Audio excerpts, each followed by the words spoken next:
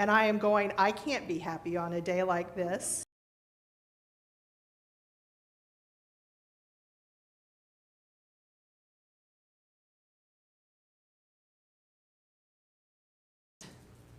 Is the second part. Find your agency. Be really clear about what you have agency over and what you don't. That's the Stoic philosopher, Greek Stoic philosopher Epictetus, who said, happiness and freedom begin with a clear understanding of one principle. Some things are within our control and some things are not. It is only after you have faced up to this fundamental rule and learned to distinguish between what you can and can't control that inner tranquility and outer effectiveness becomes possible. Does this remind anyone of anything? Serenity prayer, right. Knowing what we have agency for and what we don't. And right now, see, this is the thing, is whenever we are going through something where the forces outside of us can feel so out of our control, it's easy for us to lose sight of what we can control. In man's search for meaning, this was the whole point of Viktor Frankl's book about surviving the Holocaust, was learning to find purpose within, even in an apocalypse like that. What is your purpose? What are the values that you want to live by? And number 3, practice building community. By walking through these doors and sitting here today, according to Reverend Sarah Scotchko and according to looking at history, you have already taken one of the very first steps, most important steps, to surviving an apocalypse. I think this issue of helplessness, I think that this is one of the things that during the pandemic, especially before any of us could get vaccinated, I think one of the chief joys that we lost was being able to care for one another. And I don't know that we talk about that as often as we should. We talk about often what we needed, what we couldn't get. But think about it. Think about your life. I bet that there are times in your life where some of the biggest happiness that you got was when you were caring for someone else.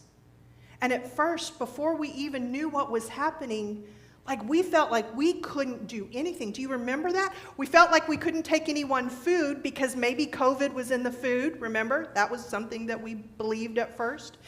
We couldn't take things over to people. I remember taking some stuff over to Alyssa's family, and you had to let it age in some books. I took her some books, and you had to let it age for 48 hours. We felt so helpless. And we lost that joy. And I think we need to remember how to do that again. It's hard, especially with our neighbors, where we don't know what they believe versus what we believe, right? That's the other thing that's going on in our country, this divisiveness. But if we can relearn those principles about building beloved community, building community with the people that we know, making friendships, being willing to step out in courage and face a fear of rejection if you ask someone, hey, I don't know you as well as I'd like. Would you like to go out for coffee sometime? Can we admit that as adults, it's really hard making friends, right? This, though, is how we build community. Sarah Scotchko ends her writing by saying this: if I had to stockpile anything for the apocalypse, it would be extra soap, rice, and candles to share with my neighbors, not bullets. I think that it's great to be a prepper, but I think we have our own way of doing that. Do you want to survive the apocalypse? Isn't that what we're doing?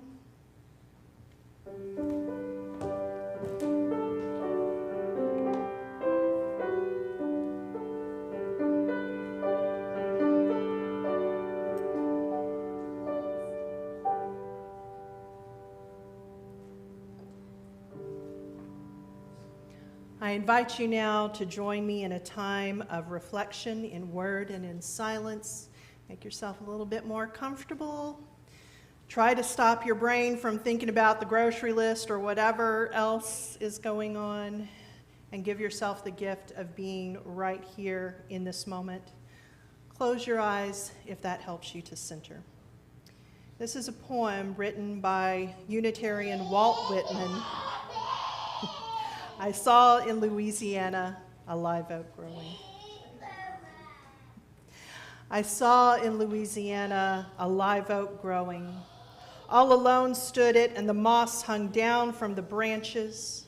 Without any companion it grew there, uttering joyous leaves of dark green. And its look, rude, unbending, lusty, made me think of myself. But I wondered how it could utter joyous leaves, standing alone there without its friend near, for I knew I could not. And I broke off a twig with a certain number of leaves upon it, and twined around it a little moss, and brought it away, and I have placed it in sight in my room. It is not needed to remind me of my own dear friends, for I believe lately I think of little else than of them. Yet it remains to me a curious token. It makes me think of human love. For all that, and though the live oak glistens there in Louisiana, solitary in a wide, flat space, uttering joyous leaves all its life, without a friend or a lover near, I know very well I could not. Let us hold that for a moment together in sacred stillness.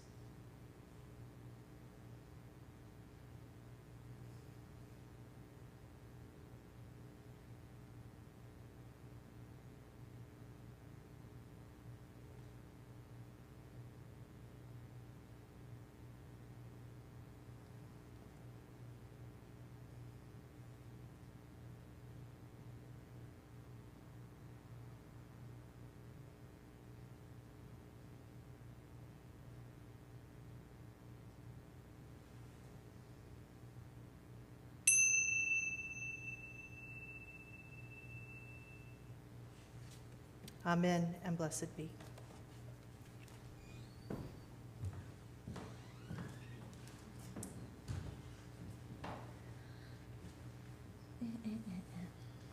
We are the tradition of the Free Church.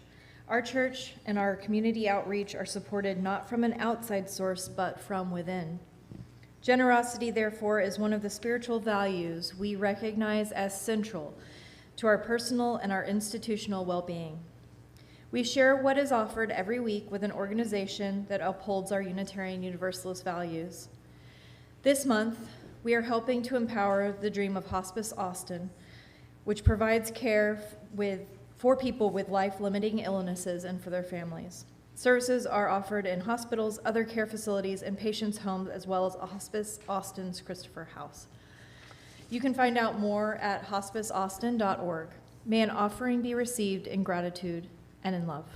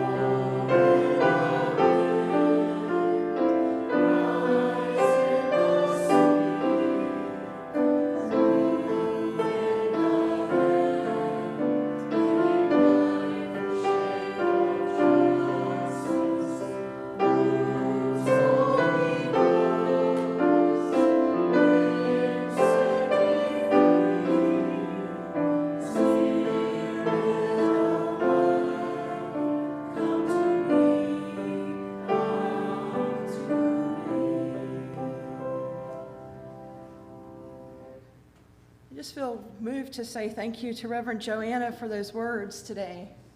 Thank you. I'd like to invite you to Faith Development Hour this morning.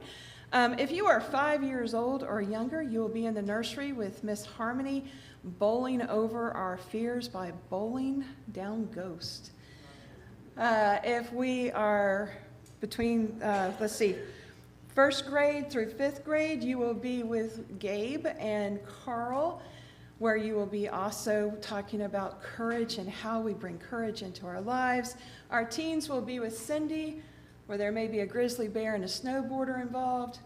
And so the rooms are 209 with Cindy, room 205 with Gabe and Carl, the nursery for the little ones. And I invite the adults to come into small group ministry with myself, where we will be exploring the idea of courage and what it means to us. So I hope to see you there. And now, please rise as you are willing and able for our closing hymn, number 411, Part in Peace.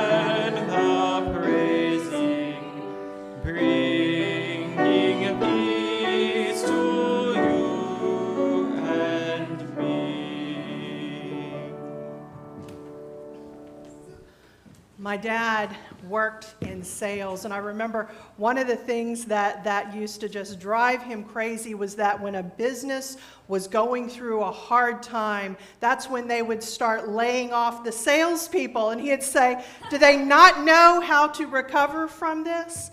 I think we are going through an apocalypse, and I think that it's really easy to feel that we should be serious and stern and worried all of the time. But I think now it's more important than ever for us each to figure out what is fun to us. Where do we find beauty and art? Where do we find joy? Because that's going to be what sustains us, and that's going to be what fuels us to try and turn all of this around. May you know joy beyond measure. May you distribute love extravagantly, ever assured that even on hard days, life is a blessing. Go in peace.